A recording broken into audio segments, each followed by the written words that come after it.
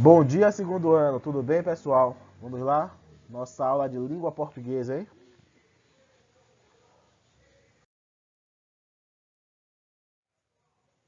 Hoje daremos continuidade à nossa aula de concordância verbal. Agora é a parte 2, né? Não, a parte 1. Nós entendemos a regra geral da concordância verbal. Vimos alguns exemplos e situações em que existe uma regra específica. E hoje continuaremos a estudar a questão das regras específicas, certo? Lógico, não estudaremos todas. A maioria já fazemos uso corretamente, sem precisar nos ater a uma regra pré-existente, mas algumas outras possibilidades de situações exigem que você de fato tenha conhecimento da regra específica para fazer o bom uso.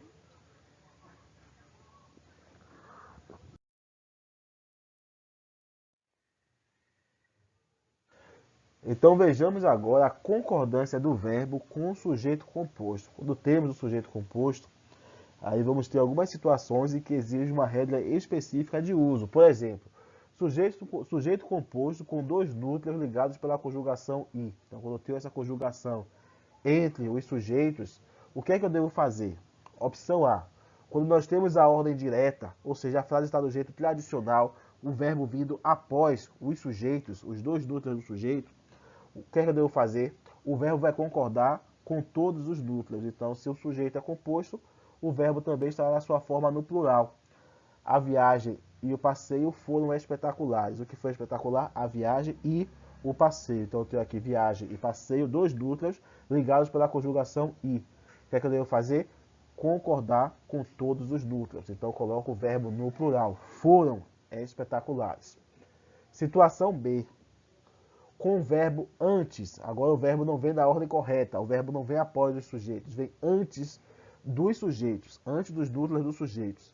Opcionalmente, fica no plural. Então você pode fazer a opção de deixar no plural ou faz a concordância com o núcleo mais próximo. Então você pode colocar foi maravilhosa a viagem e o passeio.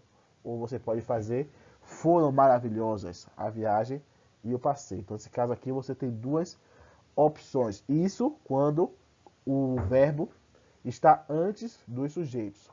Quando, na opção A, o verbo vem após os sujeitos, aí a concordância é feita de outra forma. Concorda-se com o plural.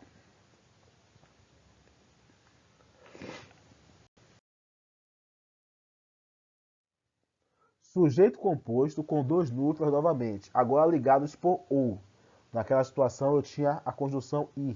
Agora eu tenho ou. Quando estiver indicando exclusão, quer dizer, um ou outro vai atingir o objetivo, certo? Um será fracassado, o verbo deve ficar no singular. Quando não indicam a exclusão, e sim a possibilidade dos dois, aí o verbo fica no plural. Ana ou Larissa será a presidente da sala. Somente uma será a presidente da sala, a outra será derrotada. Então existe a possibilidade de exclusão. Dessa forma, o verbo deve ficar no singular. Ana ou Larissa participarão da eleição para presidente da sala. Então aqui essa participação, uma ou outra poderá participar, não exclui, dá a possibilidade para as duas. Se não há exclusão, eu coloco o verbo no plural.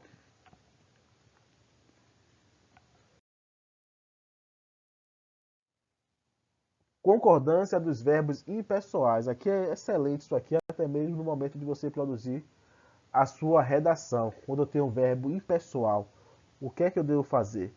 Como eu devo estruturar, concordar e organizar a minha sentença? Observe, o verbo fazer, quando está indicando o tempo decorrido ou fenômeno na natureza, ele passa a ser impessoal. Então essa regra aqui vai ser aplicada na situação em que o verbo fazer é impessoal, ou seja, indicando o tempo decorrido ou fenômeno da natureza. Nas outras situações em que eu digo nós fazemos, não é uma situação em que o verbo se torna impessoal, certo? É quando ele se torna impessoal, aí eu tenho essa regra. Ele deve ficar na terceira pessoa do singular. Então, quando o verbo fazer torna-se impessoal, indicando o tempo decorrido ou fenômeno da natureza, eu devo colocar ele na terceira pessoa do singular. Se estiver acompanhado do verbo auxiliar, formando assim uma locução verbal, os dois devem ficar no singular. Observe, Faz 3 meses que eu não o encontro. Então aqui é tempo decorrido. Se passaram 3 meses, sendo assim, o verbo fica na terceira pessoa do singular. Mesmo sendo 3 meses, plural, o verbo continua no singular. Fenômeno da natureza. Fez 40 graus em Teresina mês passado. Então, 40 graus, eu não posso dizer fizeram 40 graus. Isso seria um erro de concordância. O certo é fez 40 graus em Teresina mês passado. Com o verbo haver também. Quando é que o verbo haver se torna assim impessoal? Quando apresenta sentido de existir, acontecer ou está indicando o tempo decorrido. Então, se ele passa a ser impessoal, novamente deve ser conjugado na terceira pessoa do singular. Havia já 2 semanas que eu não saía de casa. Então aqui, se passaram 2 semanas, tempo decorrido, que eu não saía de casa. No segundo exemplo, nós temos uma locução verbal. O verbo haver está com o auxiliar pode. Pode haver riscos se agirmos assim. Então, o sentido de acontecer, pode acontecer riscos se agirmos assim. Então, no sentido de acontecer, o verbo haver também torna-se impessoal, por isso deve ficar na terceira pessoa do singular.